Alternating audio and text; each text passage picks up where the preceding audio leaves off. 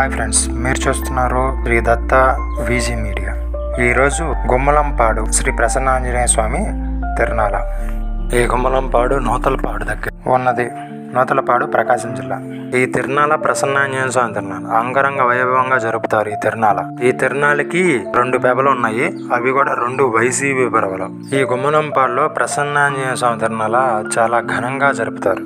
ఈ గుమ్మలంపాడు చిన్న ఊరైనా సరే ఈ ప్రసన్నాంజనేయ తిరునాళ్ళకి జనులందరూ వచ్చి స్వామివారిని దర్శించుకొని ఆ ప్రసన్నాంజనేయ స్వామి అనుగ్రహం పొందుతారు.